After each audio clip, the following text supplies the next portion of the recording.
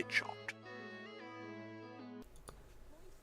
What is going on, everybody? My name is Chicken Fingers, your friendly neighborhood commentator, and today we are playing Paladins. We are going to be playing Fernando, the self-appointed human knight. Fernando is the only real tank in Paladins at the moment. Buck can kind of tank, but he's kind of poopy. Is the consensus around the community for the most part. And Fernando's health can get ridiculously high. I've heard stories of 9,000 given the right cards. In this video, I get up to about 7,500. So you can imagine 9,000 health. That's quite a lot.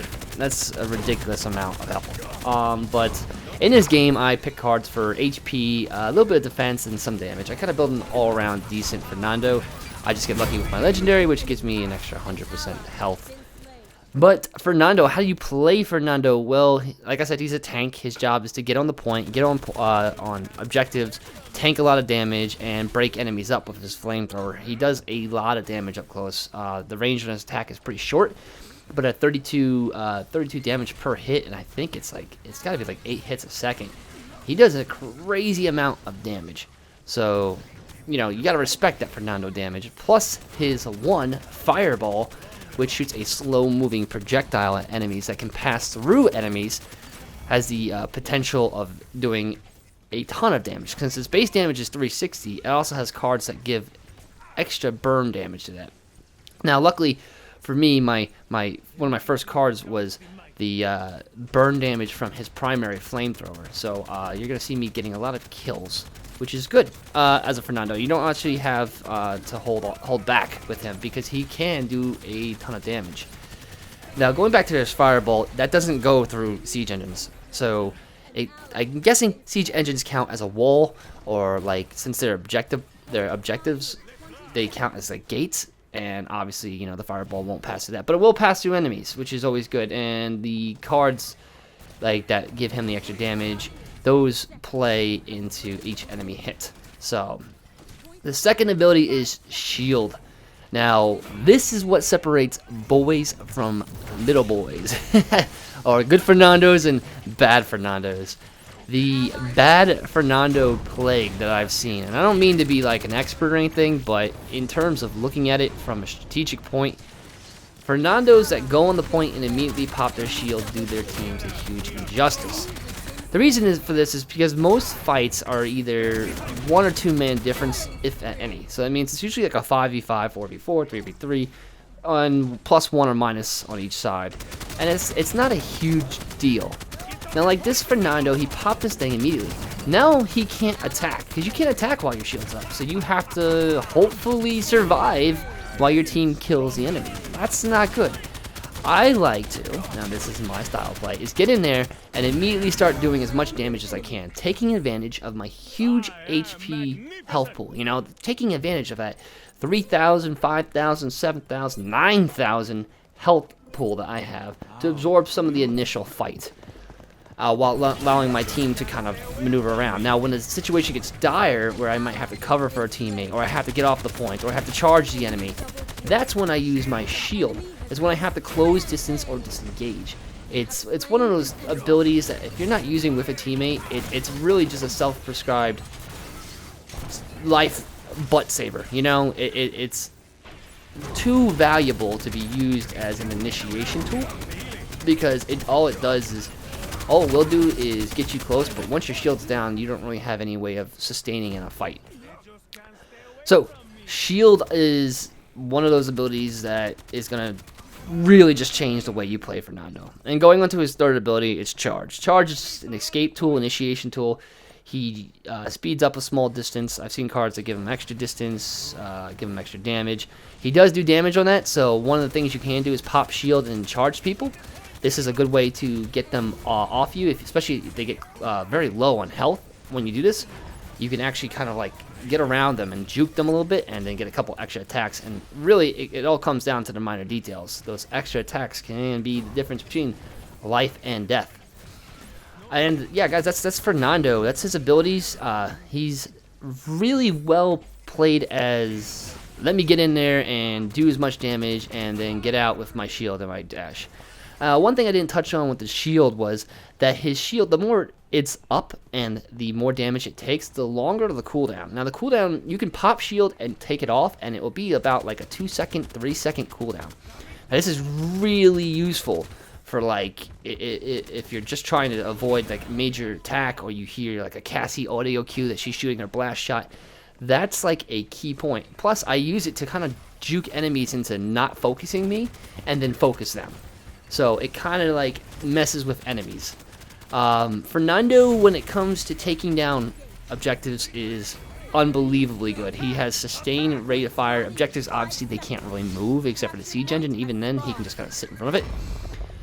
Fernando's ability to destroy gates and siege engines is phenomenal. It's pretty much impossible to miss his basic attack. I mean, obviously, if they're juking around a lot, you know, and it doesn't do a tremendous amount of damage, like compared to some other heroes' abilities or champions' abilities, but it's consistent damage that whittles down these objectives very, very fast.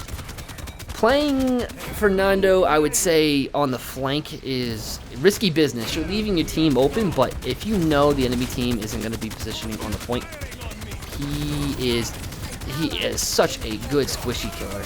Popping your shield, charging in on an enemy, and getting close is one of the keys to like playing Fernando very well. Baiting enemies into fights that they don't want to fight, having them focus you while your shield's up, just like there. All I did was get on the flank, kill an enemy or two, come in, force the Fernando to shield, ignore him, do some damage. Once I was low, I popped my shield. Now, because some players, they just can't let a kill go. They just can't. They'll chase you.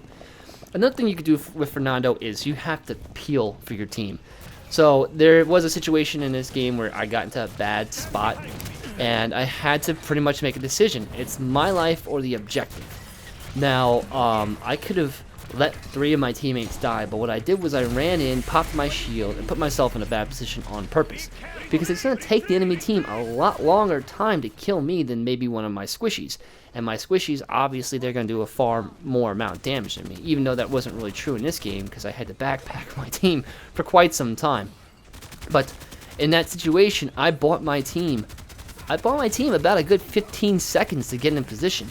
You know, kiting with charge, with shield, doing all these kinds of things to just give my team time to get back into the fight and do what they are supposed to do, which is, you know, kill enemies, as opposed to me just absorbing damage and doing what Fernando does with that flamethrower. So, Fernando is a great character. I think he's pretty well balanced. He's easy to kill if you can get him to pop his shield. So, you know, if you see a Fernando in the middle of an early fight, ignore him. Make his shield a complete disengage. You kind of want to make him use his shield defensively only, like not let help him push his team into a fight. You want him to, oh, I gotta get out of here. Let me shield and charge away, and then turn around and hopefully backpedal out of this. You don't want a Fernando getting on your flank. So if you see a Fernando getting on your flank, you have to disengage and do as much damage to him as you can to get him to kind of go, okay, well, I gotta get back with my team. Because he will wipe an entire flank pretty easy. Because there's not a real easy way to deal with Fernando. Especially if he lands his fireball and gets a couple basic attacks down on your squishy targets, they're gonna fall immediately. The other key points of playing Fernando is knowing to tap your shield. Don't use it any more than you have to. Charging is a good way of chasing enemies. Like there, that's an easy way to chase down an enemy. Also, great disengage. Backpedal a lot. You have to backpedal a lot to keep that shield towards enemy, kind of like a claymore. And focus objectives with him. He's an easy objective killer. He does an insane amount of damage. Try to hit multiple targets with your fireball and learn your cooldowns. I guess the only other key thing is always build some form of HP on him to keep him tanky and in the enemy's face and doing lots of damage and just being an overall nuisance. And I hope you really enjoyed this. This was Fernando Paladins. I think I did like 20 and 7 as a tank with 98k damage, backpacking my team to victory there for a while. So I hope you guys enjoyed this. My name is Chicken Fingers, and I hope to see you guys in the realm. Peace out, guys.